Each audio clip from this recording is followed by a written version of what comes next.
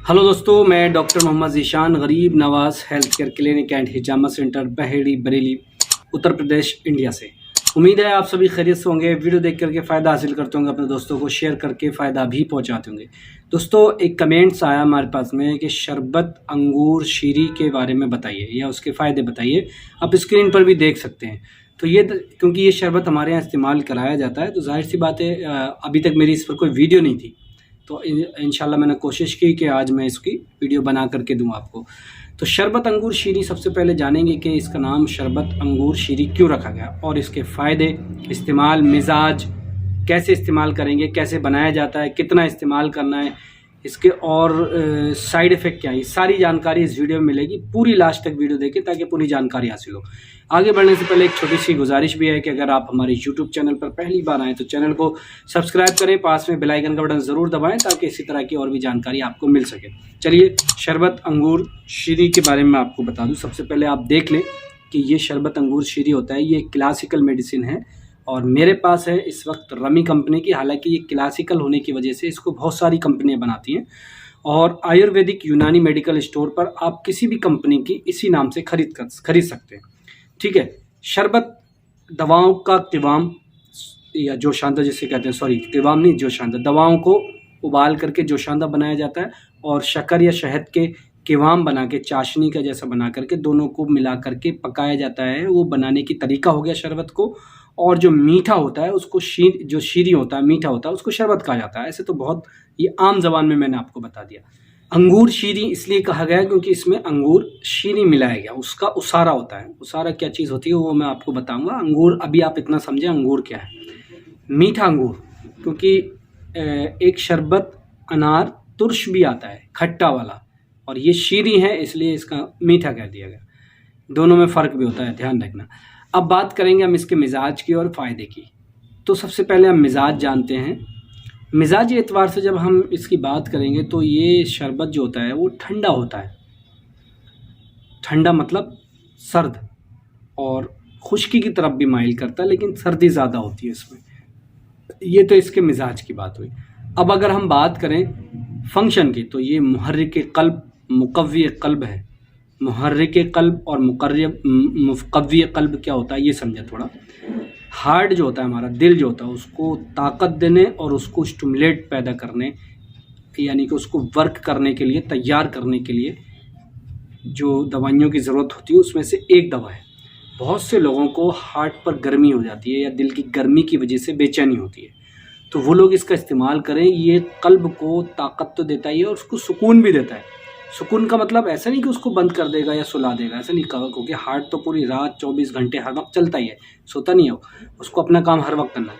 लेकिन किसी किसी के ज़्यादा पाल्पिट, मतलब हार्ट की बीट बढ़ जाती है, तो वो नॉर्मल भी करता है और उसकी वजह से जो परेशानियाँ होती है उसको ठीक करता है। उसके बाद दूसरा एक फंक्शन ये है कि मुक़व्वी मैदा भी है, क्योंकि मैदे के अंदर भी बहुत गर्मी रहती है। जैसे हार्ट में गर्मी बहुत रहती है, कुदरती रहती है, ऐसे ही मैदे के अंदर भी गर्मी रहती है और गर्मी रहना भी चाहिए, क्योंकि अगर गर्मी नहीं होगी तो खाने को कैसे पकाएगी, वो कैसे पचाएगी। पकाना और पचाना दोनों अलग हैं, लेकिन दोनों ही काम करता ही है। क्योंकि पकाना ही हो गया एक तरीके से, भाई रोटी खा रहे बड़े बड़े टुकड़े चबा के, थोड़ा सा फिर नीचे जा रहा है तो वो पूरा लिक्विड बन जाता है, तो पकाना ही हो गया एक तरीके से, चबा करके जो खा रहे हैं। तो लीवर, मैदे में भी गर्मी रहती है।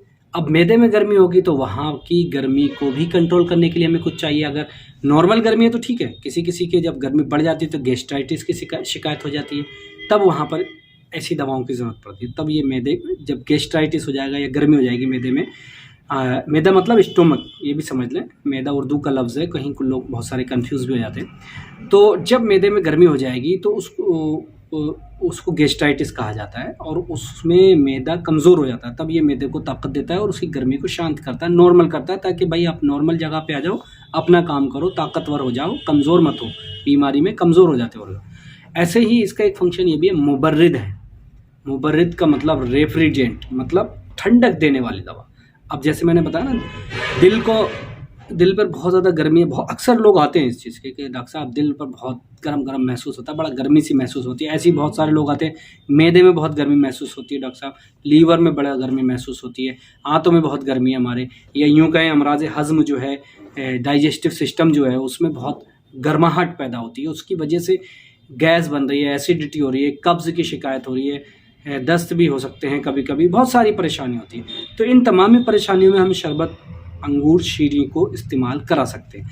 ठीक है, उसके बाद इसका एक फंक्शन ये भी है कि ये जिन लोगों में खून की कमी होती है और उसके साथ साथ कब्ज़ की शिकायत होती है, अक्सर ये शिकायत फीमेल में आती है कि साहब ब्लड भी बहुत कम आ रहा है, हीमोग्लोबिन कम आ रहा है और पेट साफ़ नहीं होता है, तब भूख भी नहीं लगती और गर्मी सी महसूस होती है, ये सारी परेशानी बताते हैं। तो उसमें आप सीधे सीधे शरबत अंगूर शीरी का इस्तेमाल करा दें, इंशाल्लाह बड़ा बेहतर काम करेगा। ये गर्मी को शांत करता है, जिसमें अगर गर्मियाँ, क्योंकि ये अब गर्मी का मौसम आ रहा है और गर्मी का मौसम हो रहा है तो ऐसे शरबतों की ज़रूरत पड़ेगी। अब गर्म शरबत इस्तेमाल नहीं करा सकते ज़्यादा, अब इस तरह के शरबत का इस्तेमाल कराया जाएगा। सर्दियों में ज़्यादातर गर्म की ज़रूरत पड़ती है, लेकिन अब गर्मी आ रही है तो शरबत अंगूर शीरी है, शरबत गुलाब है, शरबत दीनार है, ये ज़्यादा फ़ायदा करेंगे बॉडी की गर्मी को कंट्रोल करने के लिए।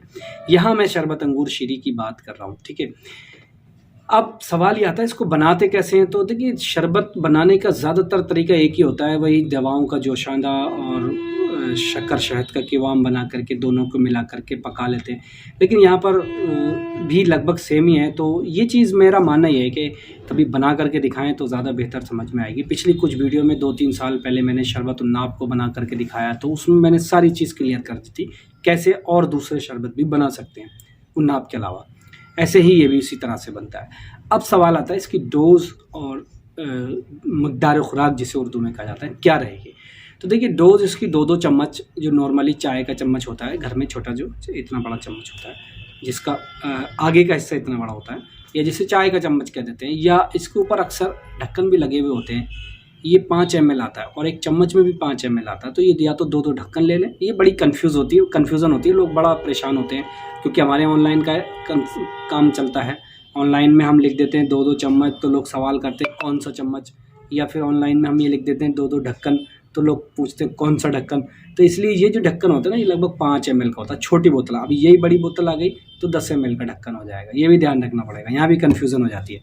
तो 2-2 चम्मच सुबह शाम इस्तेमाल कराना है। मीठा होने की वजह से शुगर के पेशेंट बिल्कुल ना लें इसको, नज़दीकी डॉक्टर से कोई भी ले, इस्तेमाल करने से पहले नज़दीकी यूनानी डॉक्टर से मशवरा कर लें। ठीक है, 10-10 ml सुबह शाम गुनगुने पानी मिला करके भी ले सकते हैं, ऐसे लेकर के ऊपर से भी पानी पी सकते हैं, ये भी एक कन्फ्यूज़न रहती है। पेट में जाना चाहिए, दोनों तरीके से भी आप कैसे भी ले सकते हैं। यूनानी आयुर्वेदिक यूनानी मेडिकल स्टोर पर ये आसानी से मिल जाती हैं दवाइयाँ। हमदर्द, शमा, देहलवी, रेक्स, मक्स, रमी, बहुत सारी कंपनियां इसको बनाती हैं। कोई भी ले लें, आपको जो मिल जाए, सब अच्छे होते हैं, ऐसा नहीं कोई बुरा है। चलिए दोस्तों, उम्मीद है जो जानकारी कमेंट्स किया था मैंने उसको जवाब दिया। शेयर करें वीडियो को, अच्छी लगे चैनल को सब्सक्राइब करें, पहली बार आए लाइक करें। मिलूंगा इंशाल्लाह जल्द किसी अगली वीडियो में। अच्छा लगा तो शेयर ज़रूर करें, दोस्तों तक ज़रूर पहुँचाई करें ताकि वो भी फ़ायदा हासिल करें। शुक्रिया।